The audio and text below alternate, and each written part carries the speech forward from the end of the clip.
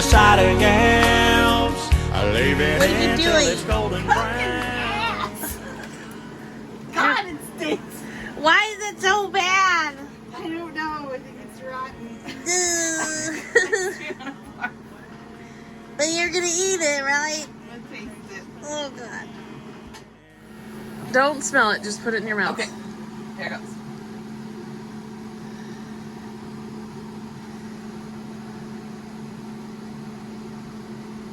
Oh, it doesn't.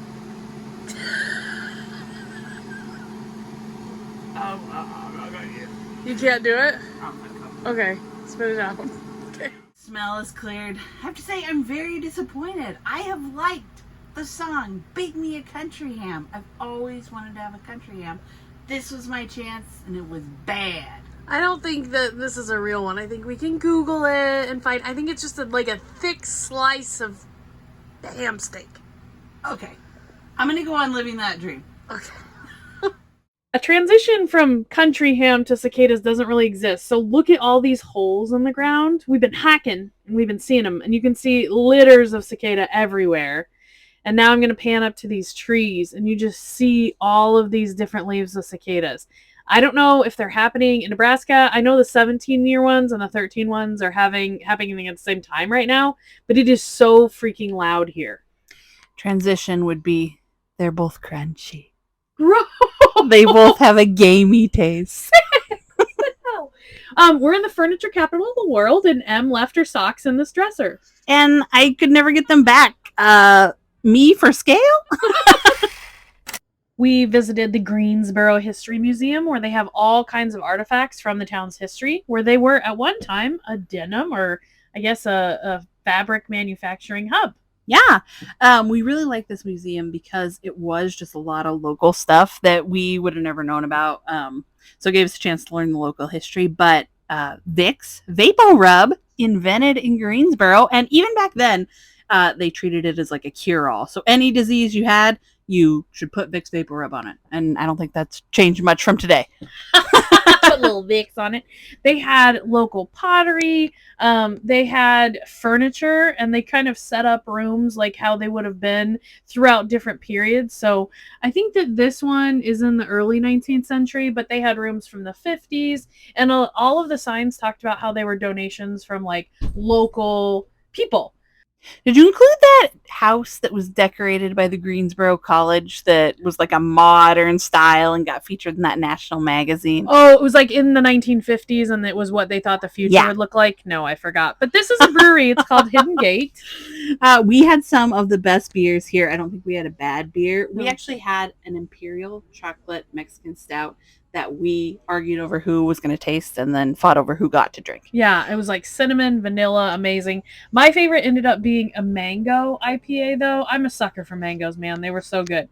We also loved this waitress. She was from Iowa. Yeah, very rare we run into other Midwesterners, but she was cool. And then we had the best Greek of our lives. I think it was Middle Eastern. It was delicious hummus and cheese pie. Who cares what it was? Of course, we had to find a dog bar. So this was a great place. You can get a beer and have your dogs play with all these other dogs. There was a St. Bernard there. Also, you're seeing all this fun stuff we did in Greensboro, but know that we were suffering.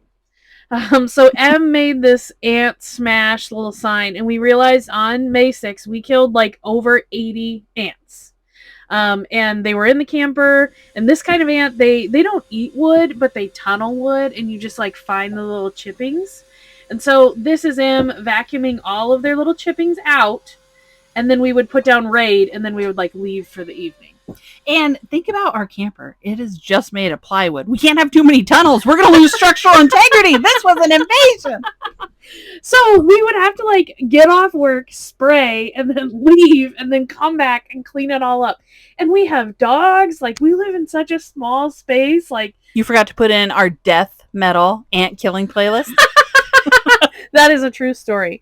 So you all know that we love to play Wingspan. That's our game of choice. Well, Em found the Carolina Raptor Center. This place is cool because they take in injured birds of prey and they try to rehabilitate them to get back out into the wild. But while they have them here rehabbing, you can actually walk through this wooden trail, and they are all in these little, makeshift homes. I'm not gonna call them cages. Homes. It didn't feel like when you go to a zoo, you kind of feel bad for the animals because like they're gonna spend their life in captivity. But these guys are gonna get out soon. Okay. You'll see here the majestic peregrine falcon only eats rats. Wingspan of 30. No, I'm just kidding.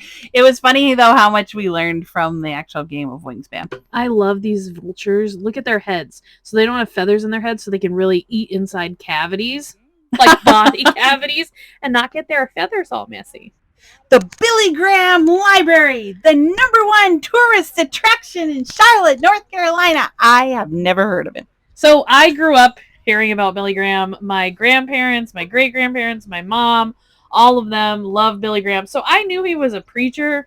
And when Em told me that this was here, I was like, I gotta go because my family will want to see it. It was cool because each room had like a different video of preachings. What are they called? Sermons. Okay, sermons. Like, and they showed like him meeting with international leaders.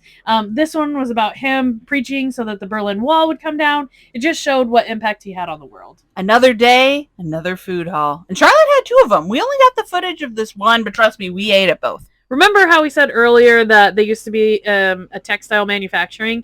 We've seen that in several places where they take those old industrial areas and they remake them into something new.